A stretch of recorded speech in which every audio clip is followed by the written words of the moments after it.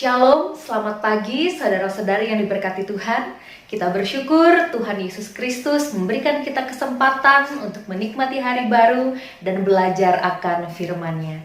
Hari ini Rabu 23 September 2020, kita akan bersama-sama membaca dan merenungkan firman Tuhan, yaitu dari Bilangan pasal 11 ayat 18 sampai 20. Namun sebelum kita membaca dan merenungkannya, mari kita bersatu di dalam doa.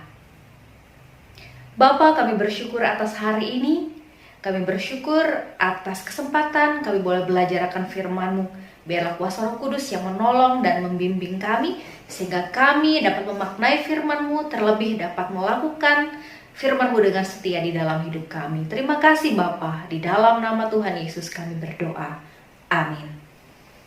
Bilangan pasal 11 ayat 18 sampai 20, di bawah perikop Tuhan berjanji memberi daging. Demikianlah bunyi firman Tuhan. Tetapi kepada bangsa itu haruslah kau katakan, kuduskanlah dirimu untuk besok, maka kamu akan makan daging, sebab kamu telah menangis di hadapan Tuhan dengan berkata, siapakah yang akan memberi kami makan daging? Begitu baik keadaan kita di Mesir, bukan? Tuhan akan memberi kamu daging untuk dimakan. Bukan hanya 1 hari kamu akan memakannya, bukan 2 hari, bukan 5 hari, bukan 10 hari, bukan 20 hari, tetapi genap sebulan lamanya, sampai keluar dari dalam hidungmu dan sampai kamu muak, karena kamu telah menolak Tuhan yang ada di tengah-tengah kamu, dan menangis di hadapannya dengan berkata, untuk apakah kita keluar dari Mesir? Tuhan Yesus bersabda, yang berbahagia ialah mereka yang mendengarkan firman Allah dan yang memeliharanya. Amin. Bapak, Ibu, saudara-saudari yang diberkati di dalam Tuhan Yesus Kristus. Lagi-lagi mengeluh, lagi-lagi bersungut-sungut. Itulah yang terus-menerus dilakukan oleh bangsa Israel di masa-masa krisis dalam perjalanan mereka keluar dari perbudakan di Mesir. Bahkan kalau kita membaca Bilangan pasal 11 ini, diawali dengan sungut-sungut bangsa Israel di hadapan Tuhan. Mereka bersungut-sungut karena mereka merasa bahwa saat mereka keluar dari Mesir, hidup mereka malah semakin susah. Banyak sekali rintangan yang harus mereka hadapi. Bahkan untuk makan saja mereka merasa sangat susah. Mereka hanya bisa memakan mana. Sehingga mereka menyalahkan Musa dan mengatakan bahwa lebih baik mereka di Mesir saja. Mereka lupa bahwa keluar dari perbudakan adalah anugerah Allah yang sangat besar. Dan bukankah itu adalah harapan dan impian mereka yang mustahil terjadi tanpa pertolongan Tuhan? Mereka lupa bahwa mana yang mereka makan itu adalah keajaiban Tuhan.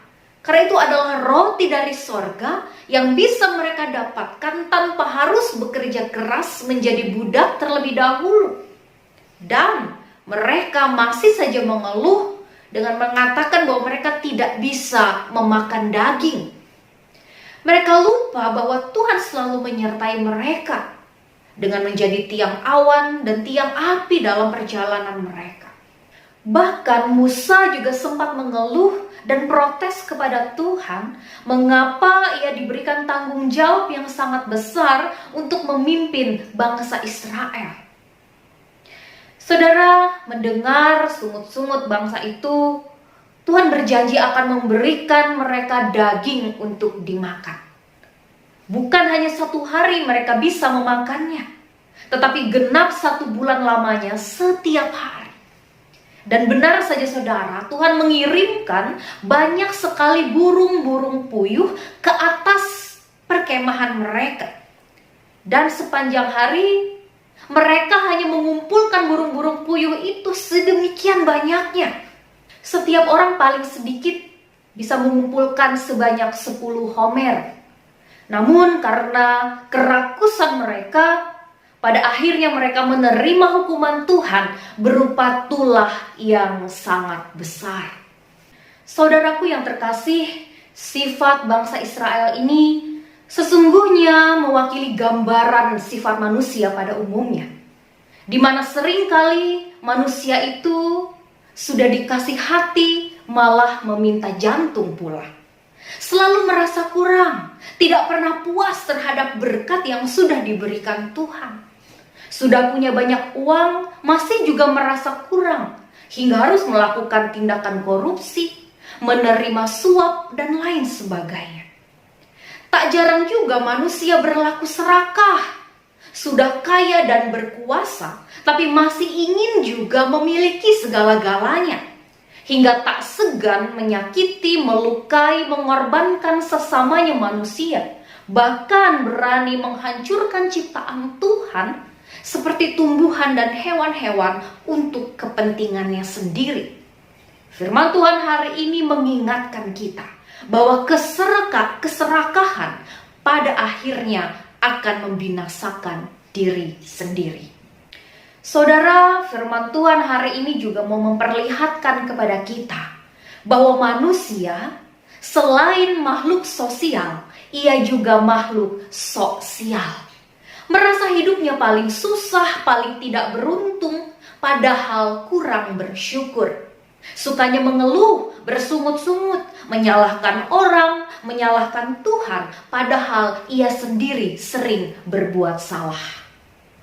Saudara-saudara, mengeluh atau berkeluh kesah sebenarnya adalah hal yang manusiawi dan tidak bisa kita pungkiri. Kita pun pernah mengeluh atau menyampaikan keluh kesah kita. Namun saudara, jangan sampai kita menjadi orang yang setiap saat, setiap waktu kerjanya hanya mengeluh saja. Karena jika sampai kita menjadi orang yang selalu bersungut-sungut dan mengeluh, itu menunjukkan bahwa kita hanya terfokus pada masalah pergumulan penderitaan hidup kita, yang membuat kita menjadi orang yang lupa bersyukur atas berkat-berkat Tuhan yang selalu dinyatakannya di dalam hidup kita, yang sebenarnya berkat Tuhan itu jauh lebih besar dari pergumulan hidup kita.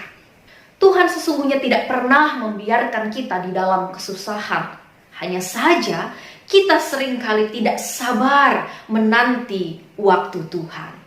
Saudara, mengutip syair lagu dalam Kidung Jemaat nomor 439, dikatakan, bila topan keras melanda hidupmu, bila putus asa dan letih lesu, berkat Tuhan satu-satu hitunglah, kau niscaya kagum akan kasih-Nya. Jadi, sudahkah kita bersyukur hari ini? Bersyukurlah kepada Tuhan sebab Ia baik, bahwasanya untuk selama-lamanya kasih setianya. Amin. Mari kita bersatu di dalam doa.